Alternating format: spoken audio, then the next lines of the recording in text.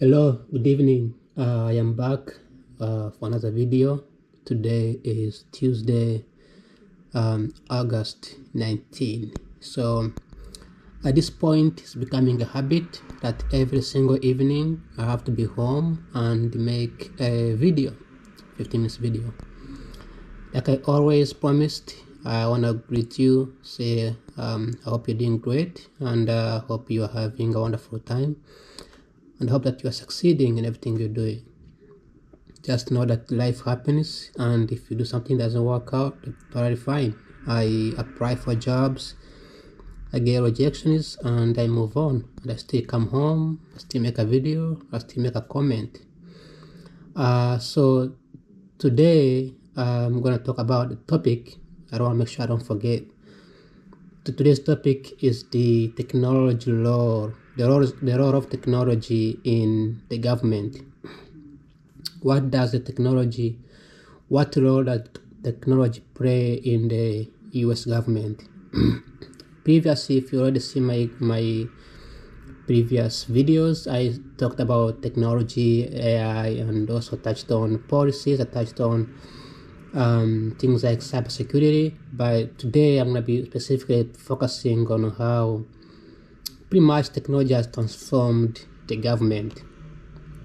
Today's video won't be different from last week's video, especially on Sunday, because technology, as we know, it has had good upside and downs, up and downs. And the most positive side of things, of course, has been easy communication, where the government officials like the military, the police, the secret service can use technology to sort of communicate and talk to each other. It's been wonderful. It's been a great thing so far, and it's been positive. On the flip side, technology has been abused by many bad actors, been used by politicians to manipulate people, citizens.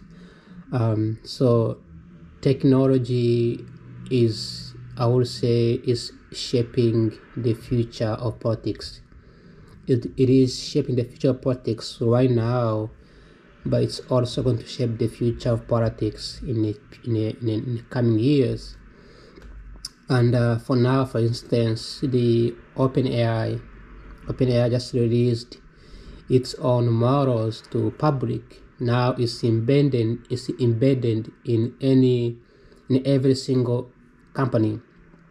AWS, Google products, Microsoft products. Right now, you can embed OpenAI in every single major company you can think of, and because it's now an open source. That being said, to the government, it means somebody right now, as I speak, it could be crafting some misinformation to put in the public and eventually mislead people, manipulate statistics, because as you already know, the US government is very slow when it comes to performing its own data. So government agencies like BLS, the Bureau of Labor Statistics, economics analyst, the education department, those departments they are sort of slow right now at the moment. IRS, they haven't yet adapted the use of this technology, but by the time they embed it, by the time they adapt it, we could expect misinformation, mismatch, and sort of confusion happening in the government. But on a positive side, we might see technology actually rushing things around. Yesterday, I touched on legislative aid, people who work with the Congress and Senator to perform some tasks like analyzing policies, analyzing data, and by these people, it takes time, doing things manually, but having technology like OpenAI embedded into spreadsheet or Excel, Excel spreadsheet, and also PowerPoint. This could mean that it will be easier for the jobs to be done much quicker. And hopefully, like I mentioned last week, on how the government takes so much time to implement policies. Hopefully that in the future, this technology would make the government jobs much more easier, faster, and streamlined, where they can pass policies and move quicker. Because right now, in the private sector, things are getting much faster, right? Especially in the first world countries, United States, China, Europe, right? These countries are developing really faster. They're already developed. So private sector, because these countries prioritize private sector, they are growing fast. They are very effective, which is wonderful. However, when you look at the countries that tends to rely on the government, like in Africa, Middle East, Eastern Europe, these countries still rely on the government, and their service is very, very slow, right? So in the United States, private sector is much quicker. People are quicker to respond. You call the bank, you get a response 24/7. 2 a.m. you call the bank and they respond to you. Transaction is quicker, right? Restaurant much faster. Businesses, services, everything's fast. But the government takes not just months, takes years to get a response. It takes years to approve somebody looking for a home. It takes years to pretty much get anything you can think of done, and that's because there is a redundancy. There is I'll talk about this in the coming weeks, but there's also like inside the little things that they need to follow, rules and on those things, and there is somebody behind the scene who has to approve, and all these things takes miscommunication, misunderstanding. By moving all these things to the technology online, on internet, it could streamline the services, and eventually we could see the government becoming more and more efficient. And my hope is that even the developing nations will be able to adapt to the new technology and the new upcoming developments. But like I mentioned last week again, the public sector has not yet adapted this new technology. There is a mix of fear that they will take out their jobs, which is understandable, but there's also a fear of being misused and misled and cause confusion and misunderstanding for this type of technology that is going to be coming in. So speaking from Washington DC, from what I see right now, is that United States is going to definitely adapt technology, pass some policies. There's already been policy being signed by Donald Trump, which is like AI initiative, something like that, where they are investing more and more into the infrastructure of the AI. And also the schools and training centers have also adapted the use of AI. I've been seeing all these YouTube videos and seeing all this course training, teaching people how to use AI, of course how to scam, and typical thing happens every day. But the government wants to make sure that people are not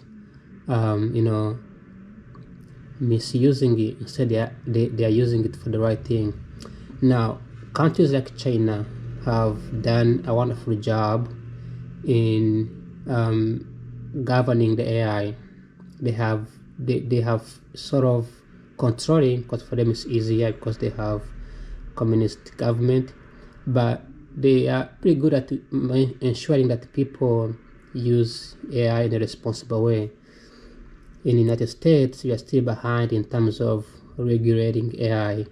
Europe has already gone ahead regulating AI, so they're ensuring that people are not turning a video like this into a fake video or misinformation, or make somebody say things that they don't want to say, or use technology to do things like human trafficking or misuse women's body on the internet. With all these things comes with the government having to understand on how to navigate these things, how to manage it, how to understand it, how to learn, and how to teach the next generation to ensure that they are not misinformed, they are not driven crazy, and so we don't have to wake up in the morning and see people burning tires for no reason. So that's all about me for today. It's a 10 minutes video, but I want to make sure that it goes all to at least 14. So I'm going to share a little bit of my story of what I did today. Today I went to downtown DC. I applied for some jobs, and I see some statistics on Google. I tried to evaluate what Google was back in 2004 and Google of today, and I was shocked to see that Google back in 2004 is not different from the Google of today. The trend is the same, but people still searching for sports, celebrities. There just has been changes in the politics. For example, in 2004, the most popular politician was George W. Bush, and today the most popular politician is Donald Trump, of course. This is per 2024. So that's what we did today. Just applied for jobs, got some rejections, of course, and I'm not worried about it. I'm thinking maybe things will work out and things will be better, but my time in DC is limited. So once the next 2, 3, 4 years, I may have to switch, go to a new city, and eventually build a new life in a new place. But for now, I'm still here documenting Washington DC and telling you what's happening, what's going on, what I see, what I observe, what I learn, my takeaway, positive, negative, neutral, Democrats, Republicans, black, white, civil rights, all those things. I'm here for you to give you all the clarity and all the information that is not AI driven, that is not statistically confusing, just pure qualitative analyst that does not improve numbers. If you want to see the numbers, wait for the next 3 to 5 years, because I'm going to be building a podcast, and then I create a wonderful visualizations on the screen. So for now, just gonna be making easy videos on a podcast, and I'm hoping that this video will be more helpful, and you're gonna subscribe and share and keep in touch, and we'll see how I go from here. Again, this is a commitment for every day's video, Monday to Sunday, and under 15 minutes, and talk about a single topic every single day. And I believe that 50 minutes is enough for me to talk about a topic, talk about the descriptions and the basics of it.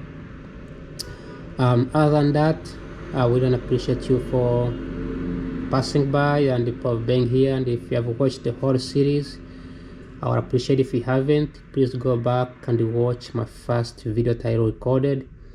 I was afraid to record in downtown DC because there were a lot of homeless people, and also Donald Trump was trying to deploy National Guard. So I didn't want to appear weird. I didn't want people to think, okay, is he filming? Is he working for the government? And stuff like that. So I was trying to film, then I was like, felt uncomfortable. So when I came back home, and I thought, what, I have a wonderful window, there is a good lining, when it's still early around 6 o'clock, it still looks great.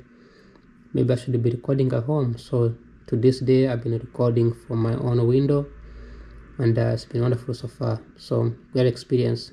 Once again, thanks for watching. Like always, take care. Bye bye.